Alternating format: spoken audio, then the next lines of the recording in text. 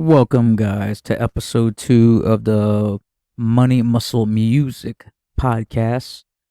And the whole reasoning behind the money, muscle, and music, the actual words, my logic was like this. Okay, so I knew that I was going to upload this content to the main authority channel out of the two. The first authority channel we have is a gaming channel, and there's not much really going on with it. I mean, we could scale the gaming channel, but it just seems like too much work for too little income. You know what I mean? So decided to switch gears. I mean, don't get me wrong. The main authority channel. I mean, the first authority channel, should I say, not the main one, but the second one is what I meant to say. It still has rank juice capability. If I want to test some certain things with certain keywords, evergreen keywords. When I say evergreen, I mean keywords that are constantly being searched year around. That's what evergreen means. Okay, so I did episode 1 last night. So I'm actually curious to see what the statistics are. So let's see. Usually it takes a minute with it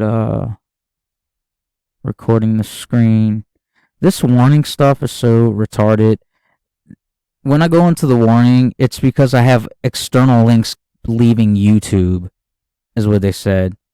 Let's see, what it said. Due to violations, community guidelines, because the first time your account isn't effective. If it happens again, it says your channel will get community guideline strike. You won't be able to do things like upload, post, live stream for 1 week. So this warning sign is just like staying there to let me know that when it happens again, if by some reason I accidentally have a violation, they're going to punish me for a week. So I'm not even tripping about that. I'm not at all. I'm just uploading to this channel, you know? So when I go to the analytics, let's look at the analytics. Must be a change in subscribers, because past 2 months it was actually pretty. It was I was getting some subscribers coming through. Let's see what we got here. I think 3 unsubscribed. The reason I would think 3 would unsubscribe, or the change in subscriber ratio, is because this channel is like omni niche, and it's not. It's highly recommended to not mix multiple genres on a YouTube channel to get a YouTube channel to be congruent and responsive. But out of the omni niches that's going on this channel, the Amazon is getting a lot of traction. It's actually bringing in a lot of subscribers as well. I think this one's really bringing in a good bit of subscribers. You know. Let me see. I know it went up since then. It always takes a minute when I go to screen record and go look into an analytic. It takes me a minute. I don't know why it's taking so long. So we had 138 subscribers plus, let's see, 85% YouTube search. Like, this is the highest performing video right now, so that's awesome. I tried doing videos. Actually did little split test videos on how to make a beat with FL Studio for beginners, for newbies. And this video actually came out pretty good. Well, it did, but it didn't. Okay, so at first, it did. I was giving great nuggets on how to find tempo, but for some reason I couldn't get the mix to work while doing the music. You know, I think what I'm gonna have to do now, I just realized, is that when I'm editing the video in Screencast-O-Matic, there's an option to turn up the system audio, because what it does, it cancels out. What it does, it hears the feedback through these not as good headphones. These are kind of small, so obviously that's going to have to be an investment. I put into get the ones that cover the entire ear, the big headphones, so that it cleans up the acoustic or the ambient surrounding, the ambient noise and all that. Just muffles. It'll absorb the noise and make it to where you can't even hear it when the headphones are on my head. So that it won't feed back into the mic and cancel out the audio. But you could still turn up the audio that gets turned down. It like almost cancels itself out. So I'm just gonna have to edit differently. So that being said, I'm probably gonna do a podcast / let's make a beat video, knowing that I'm gonna edit the thing like that. But I don't feel like making a beat right now. It will get done again. I just wanna get on my podcast game, guys. I mean, how hard could it be? Really, how hard could it be? Start a podcast. It take $120 and you got a podcast. $120 in Screencast-O-Matic and the training on how to use Screencast-O-Matic to make sure you can turn up the almost canceled audio while you're editing the video. You know what I mean? So yeah, we're gonna go ahead and free associate for a little bit. Talk to my audience. A lot of you guys are on here from FL Studio 10 videos. There's a lot of guys that are on my channel that are possibly viewing this. I hope y'all viewing this, by the way. Give this video a like or a comment if you're starting to tune into the podcast. Tuning in. Let's see. So let me try to see. So this channel. Let me go back. This channel's is a mix of aspiring producers and new people wanting to start Amazon or seasoned or advanced Amazon people. I don't know why there would be any advanced Amazon people, because people that are subscribing are people that are brand new to wanting to start Amazon. And yeah, it's easy. It's straight to the money and straight to the buyers, guys. If you subscribe to the channel, if you want to learn some Amazon stuff, I'm actually building a digital course around that. I can't wait. The first digital course we got, I cannot wait. And there's something I actually want to drop nuggets with y'all. It's not really. There's some make money online audience on this channel, but I highly recommend, if you're going to build a product, is to get traffic secrets. The kinds of products where you get affiliates to bring you customers. That model. It's called the launch receipt model. So, like, towards the beginning of Traffic Secrets, Russell Brunson talks about the Dream 100 concept, and he told a story about when he was building ClickFunnels. He had a Rolodex of 700 and something joint venture partners of his own that got involved as affiliates for ClickFunnels when ClickFunnels was launched. And that basically, in a sense, jump-started his business. He obviously had the team for paid ads, because he's a paid ads guy, but he's a JV guy too, or was a JV guy. I don't think he does much active JVing with the product receipt thing, but he could. I mean, I know he's an affiliate for like Dean Graciosi and Tony Robbins' work. You know what I mean? So he still does JV stuff, just with his click. You know what I mean? But I don't want to go over your head for you aspiring music producers and or Amazon people. For the Amazon people, I think it would be very interesting for you guys. I mean, if you can even see all these books in here. You got to, for the new Amazon people that are watching this, you got to make money, like make it significant. You have to scale. A lot of books, a lot of lamps, a lot of rugs, whatever it is that you're trying to sell. Amazon is just one of those things where you put it on there and you wait, because it's nothing but buyers flooding the site. Everybody has the buyer mentality, so it's like it's straight to the money, straight to the buyers, as I keep saying. But Let's go ahead and do a little surfing here. 520. There was an exchange on the.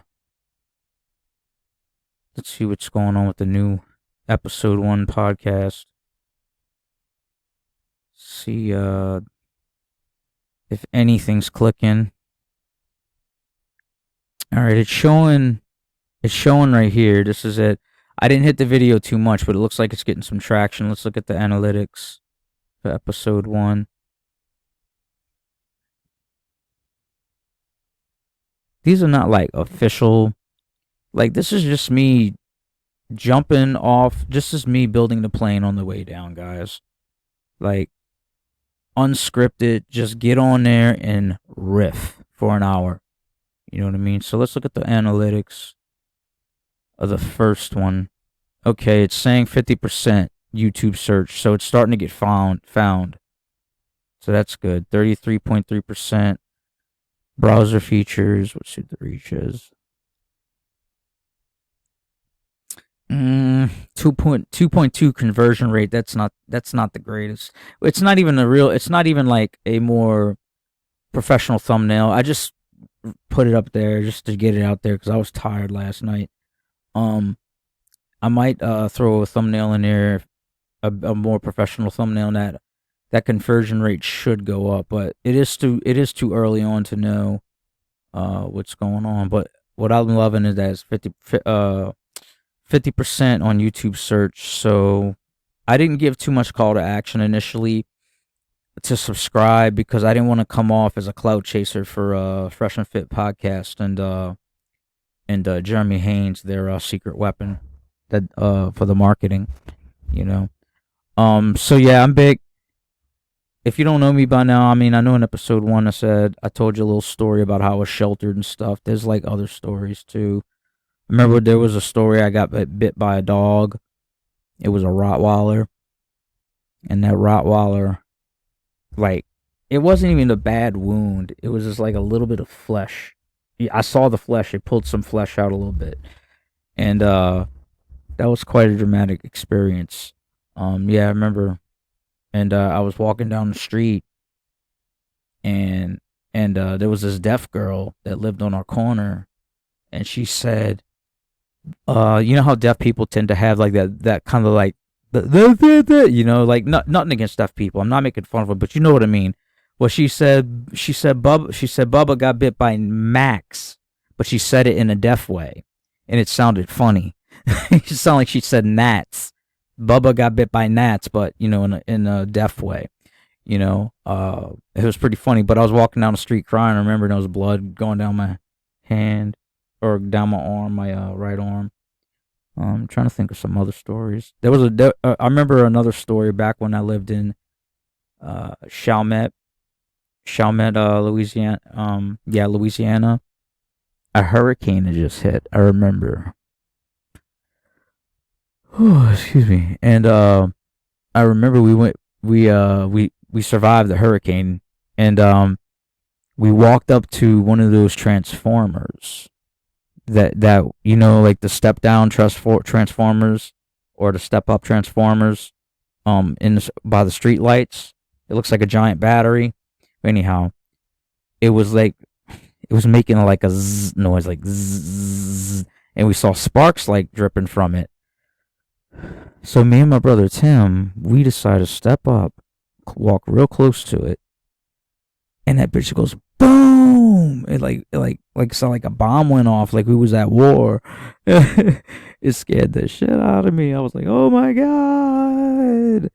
It was something else. It really was.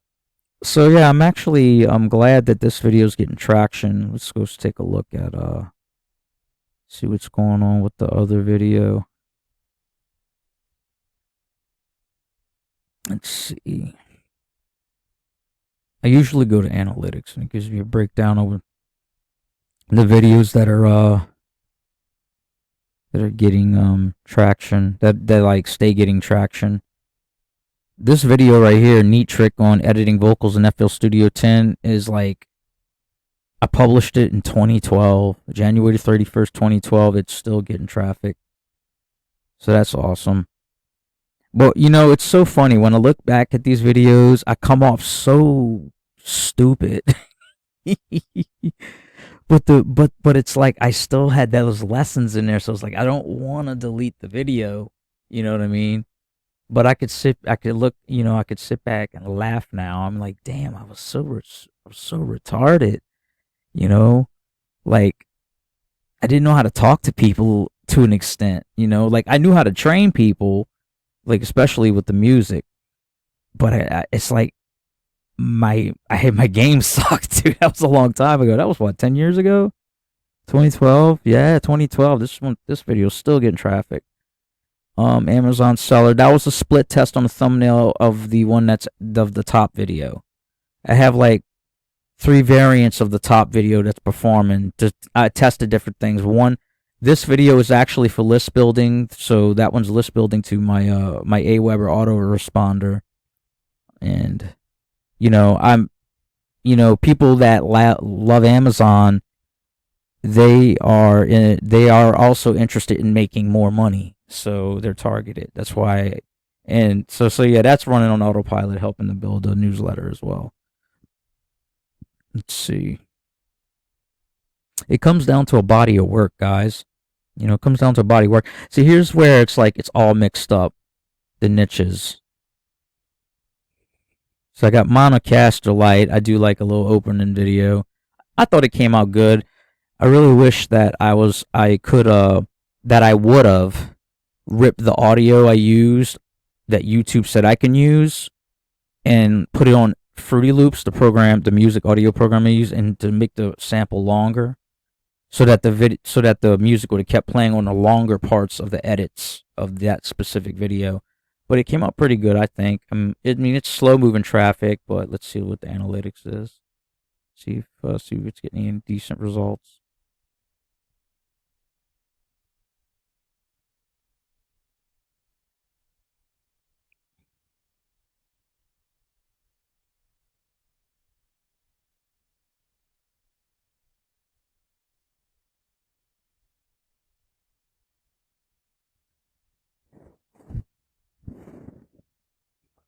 All right, it's saying I got 50% YouTube search. Okay, cool. Well, let's see what the reach says.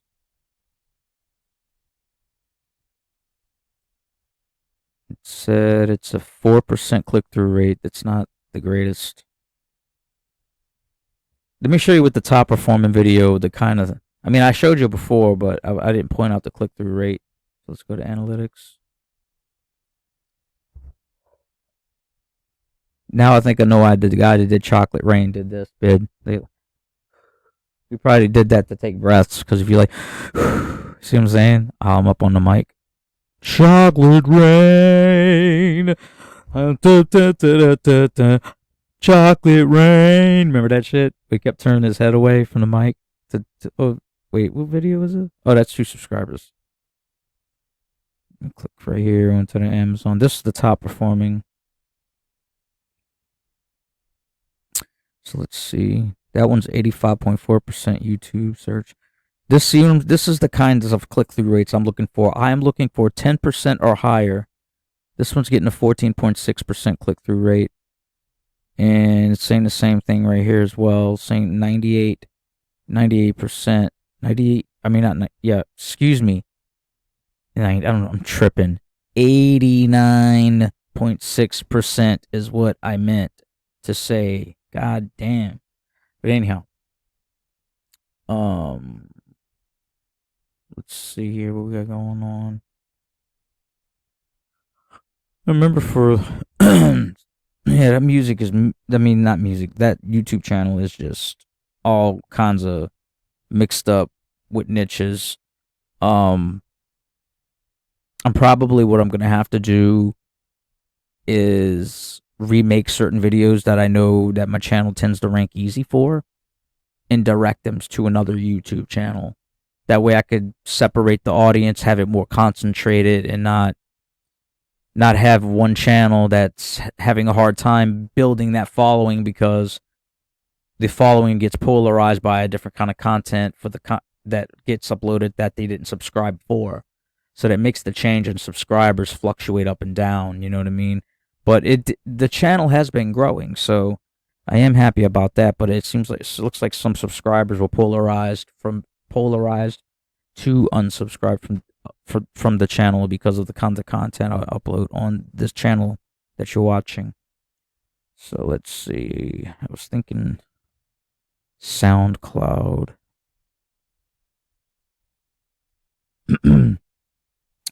Not Autopilot Beats though. I mean, but this is the main. Like, this is where the mixtape is. The presence is SoundCloud.com/Autopilot Beats. That's the presence of the mixtape. And it's actually in tracks. It's not an all skip free trial. And this is actually tracks. There we go. It's always like trying to upsell you. You know, I remember it was some pirated program from like 10 years ago I used to make this graphic. I don't even know where it's at anymore. It's just, this has been collecting dust for the longest time. But I remember the Autopilot Beats brand.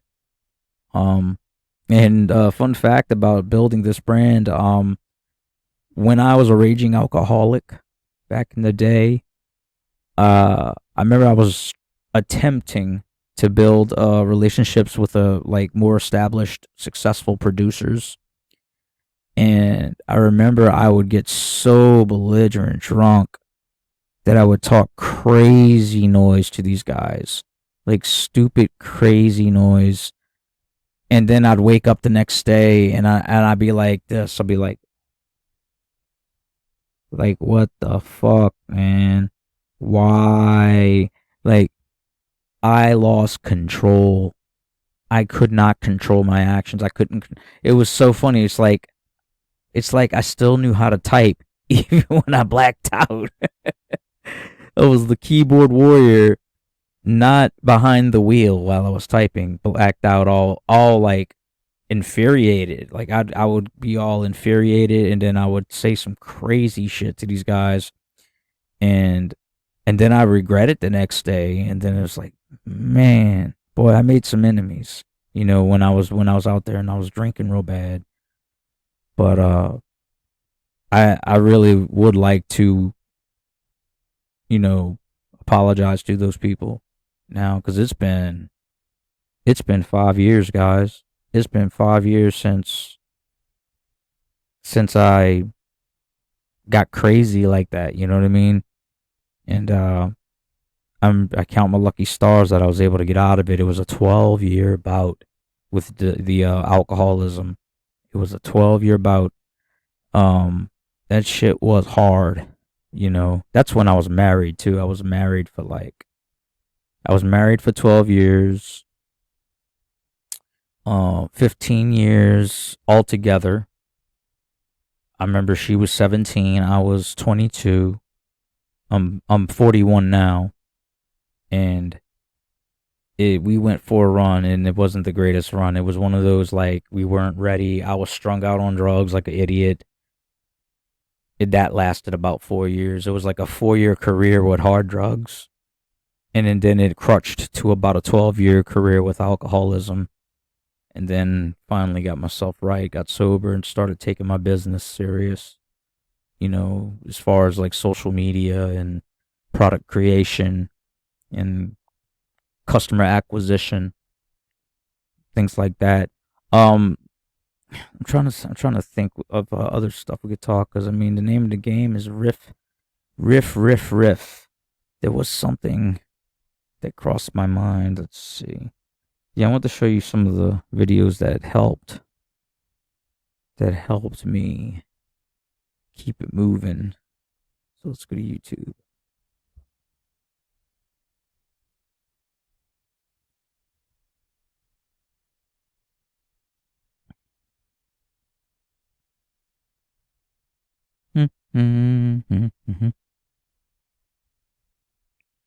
Owen Cook's good people, man. He's got some great nuggets. But let's see. I really like Julius himself. The guy Julius himself, he is a beast.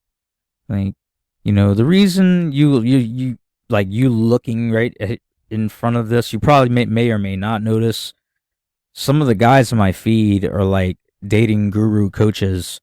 And the reason being behind that is that I came out of a relationship of 15 years altogether. Prior to that, remember, she was 17, I was 22. Prior to that, I have never dated. I've wasn't one to have sex with multiple partners in my teens. I was a virgin till 22. Put it that way. I was 22-year-old virgin. The movie 40-year-old virgin. 40-year-old virgin. I actually resonated with that movie, with the part where he was real nervous, like nervous ignorant. I resonated with that shit. It was so crazy, but it was funny too at the same time. But he was 40 years old and he was still a virgin, so it was crazy. So I was a 22-year-old virgin. I'm 41 now, to give you some context if you forgot. And I remember it was like my peers and all. It's like it was, it was a peers thing. It's like a peers pressure thing, and I just settled for this fat, ugly chick. I remember I was down in 40s, like to try to get my beer goggles on because I knew she wasn't all that. You know what I mean? But I'm gonna be honest. She did help me out. It did. It helped me out because it made me realize it wasn't what it's all cracked up to be. You know what I mean? But then again, that's probably because it was just the wrong one for the first time. She broke the ice, so to speak. Her breaking the ice was the positive part. There was an element of the ice being broke to get to the next level. So it did help, you know what I mean? So I was able to step out and kind of like Cabin Boy. Have you ever seen the movie Cabin Boy? Well, if you haven't seen the movie Cabin Boy, there's a part where he comes out of a mountain and says, "These pipes are clean." But it's funny. It's funny. It didn't work out that way because I wasn't that aroused from the chick. I had to get drunk. And you already know, you get too drunk, you get whiskey penis. You get whiskey dick. What I'm trying to say. But yeah, so that was weird. That was quite an experience. And I you know what? I was trying to I had a point to that. Forgot the point. I done lost you guys by talking. But that's the name of the game with the podcast. Money, muscle, music. Let's do a recap. Money. I say money because I got people that want to learn Amazon how to make money. Muscle. I like to work out, although this actual podcast or YouTube channel doesn't have any actual workout content, so I probably might have to start adding workout content to kind of have the title resonate with those parts of the audience. And the music part is the aspiring producers that are subscribing to the channel. I really want you to drop comments. I really appreciate you even tuning in this long. I mean, I'm assuming you're the type. Excuse me. Let me go ahead and turn that down. When I move away, I'm assuming if you are the podcast type, you consume numerous hours of this stuff just listening to people riff. You know what I mean?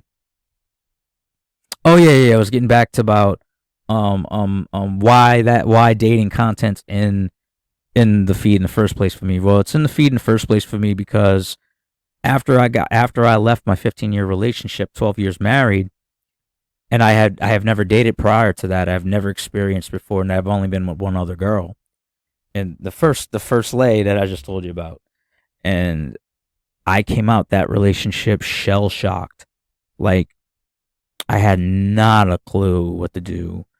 And I just hollered, okay? I had to give myself that initially. I was hollering. I was putting myself out there initially. But I didn't know the game, man. And I ended up coming up resources. I remember one time I got a chick a $300 laptop. That was like the dumbest fucking move looking back in hindsight. And I'm like, damn, that was some simp shit. Like, I simped out on her. Like, she initially was interested too, but I didn't know the game. And then there was 3 mistakes I did. I put her on a pedestal. I simped by putting out resources, and then and I got jealous. And I took note of that. I was like, oh my god! And mind you, I had stopped drinking, like a year or so prior to that, like fermented for good. No more getting stupid with alcohol, and I still lost control. And it goes to show you, emotions are powerful, but it was an experience I had to have for the first chick I tried getting with. So I made the mistake of simping out by putting out resources, getting jealous. And there was one more. It was 3 things. And putting her on a pedestal. And then I was like, oh my god. So I did that. We became cool and just friends. She put me in a friend zone, obviously, because I had no game. I had no game. I had no idea of the game. And then there was this second chick. There was this mixed chick I was trying to get at, and it was all good and fine and dandy at first. She had 2 kids. Like that's a no. Like that's. I'm not saying it's me saying this, but some of these dating gurus that are on YouTube, they say don't date single mothers. Okay, they don't, and both of them were single mothers. But where I failed horribly with both of them, they didn't even touch my shit. You know what I'm saying? My junk did not get caressed at all. Nothing. And I still came out of resources. I did it again. I repeated it. I came up resources. I got jealous, and something else. I think what was that other one? Well, it was the third one. I keep forgetting the third one. So anyhow, I simped out. Put it that way. I simped out 2 times after getting out of that 15-year relationship with the ex-wife. 15-year relationship, 12 years married. So now we're divorced. But I got those 2, so there hasn't been a third time around. The third time around, I just paused altogether and I went to YouTube.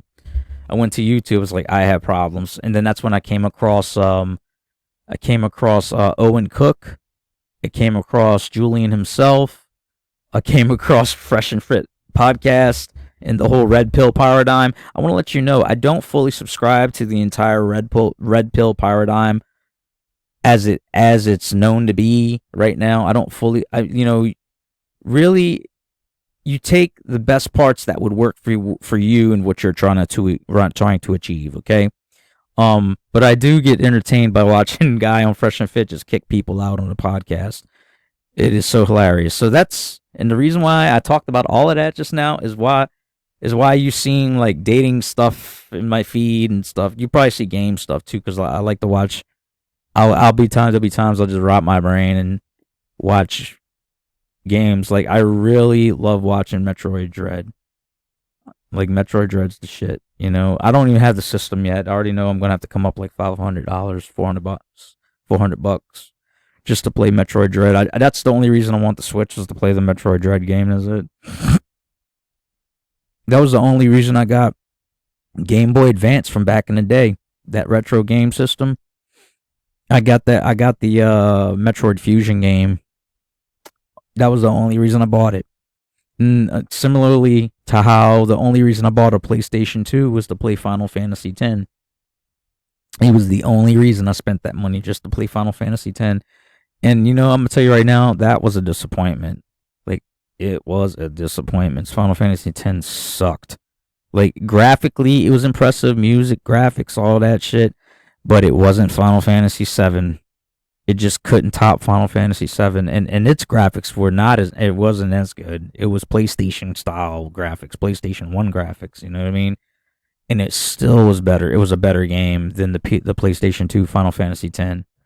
It was just too linear. It wasn't open world like Final Fantasy 6 was and 7 was. 6 was actually part 3 in America.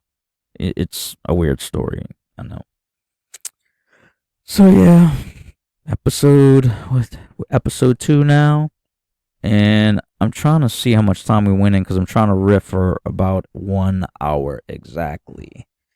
And I'm trying to see here. Let me open the white screen, because I'm looking at the bottom of the screencast-o-matic, and I just wanted to. Okay, we're 35 minutes in. I am like exhausted, but I told myself I was going to get episode 2 going. Alright, so we got episode 2 going. Alright, so let's check some crypto news. Oh, I'm probably spelling it wrong. Here we go. To news. Let's check out some crypto news together, guys. Put this real close to me.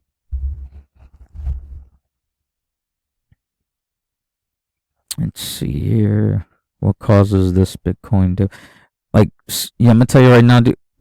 At some point this was going to crash. I'm going to tell you right now, the pandemic made the thing pump. Okay, because it was printing all that money, and people were taking that money and investing it into the Bitcoin and in the stocks and the bonds and all that. Blah, blah, blah.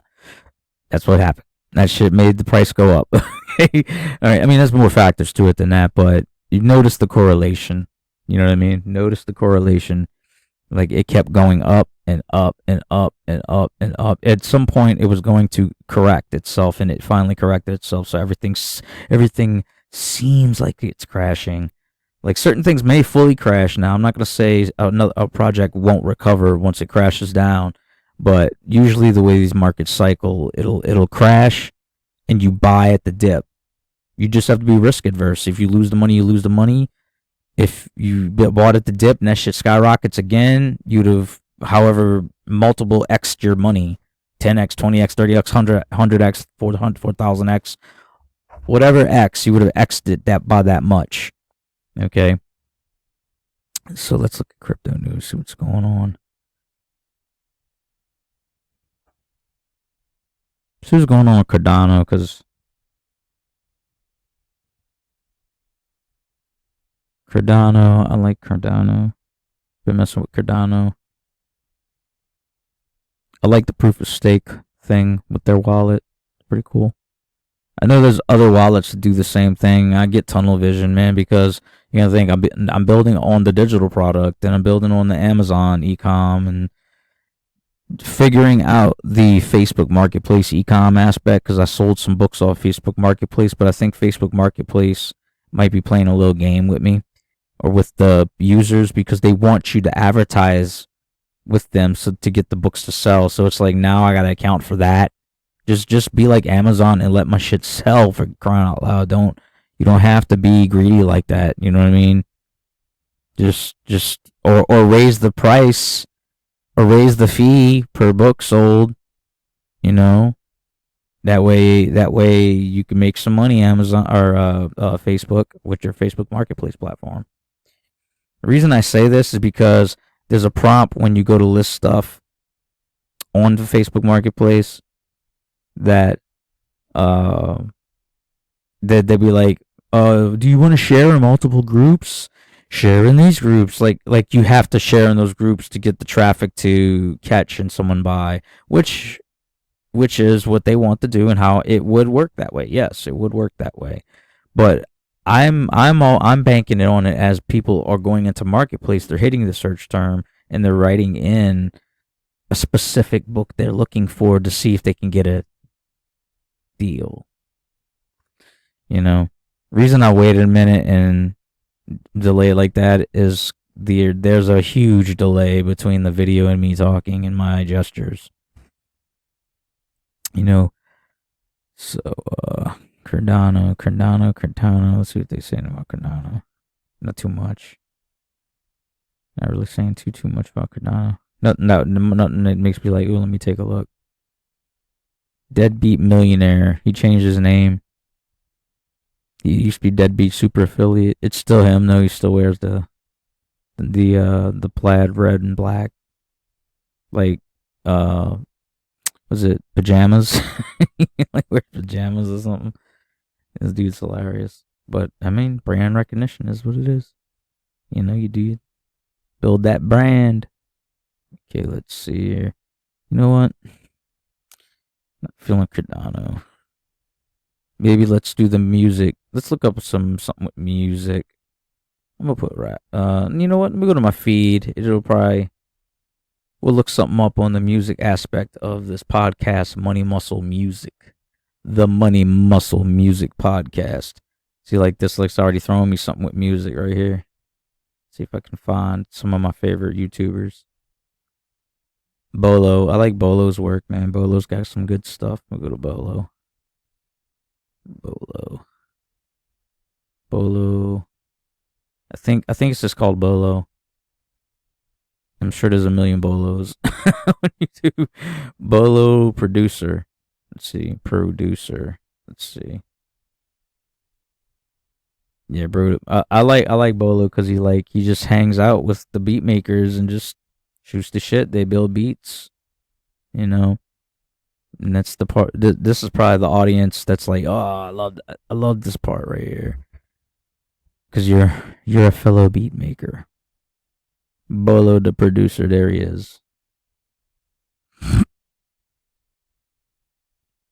remember I got on one of his live streams and I donated him, I think 10 or $20, I forget. I donated him between, I think it was $10, because it wasn't that long ago. So I think it was $10. And the live session, all he was doing was giving other producers a platform to have their beats heard. So he was playing their beats live, and you know how YouTube has that super chat function where you can like pay for a super chat and you're supporting the channel, helping them make an income that way. It helps them out. You're donating, you're helping them out for creating good content. If it's good content, you pay them a super chat, give them $5, give them $10, just give them a little something. It helps their channel out, tremendously. But his channel is a little smaller. It's 85,000.3 subscribers. And I remember I got on a live and I donated, and it was like nobody was donating, because the channel's small. It's not at critical mass yet where people will donate frequently. I believe it has to be around the 100,000, 150,000 mark to see it start showing itself. If the super fan audience is concentrating. Usually it's super fan audience, a concentration of super fan audience that do that.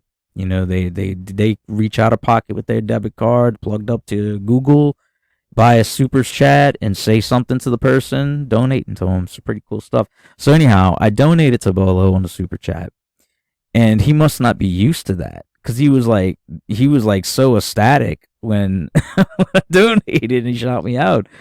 And I'm thinking to myself, I'm helping you out, no big deal. It wasn't no thing. But it was like, it was so cool to see him. So it light him up. Like, it lit him up. Like, oh my God. Like, he didn't say, oh my God, but he put off that vibe. Like, oh, no, thank you so much, Chris. The donation helps a lot, all that good stuff. And so it's pretty cool. But I really love, let's see, we got a beat right here. Let's see what's going on. This one I didn't finish watching yet. I mean, I'm not going to sit here and say hopefully you enjoyed the podcast. You probably didn't. It was probably too dragged out for you. But if you're the type of person that actually listens to podcast material and has time to just piss away, okay, just consuming podcast material, I do really appreciate you guys tuning in, okay? If you even made it this far to the podcast, I greatly appreciate it if you subscribe to this YouTube channel's the podcast right here. This YouTube channel's podcast, Money Muscle Music Podcast, with your host Chris Ramirez, saying I'm out. Subscribe to the channel, share with your people. Episode 3 coming soon. I will see you guys soon, so be sure to like the video. It really helps the channel grow tremendously. And to subscribe to the channel and tick that bell icon. Y'all be blessed, guys. I'll see you on the next episode.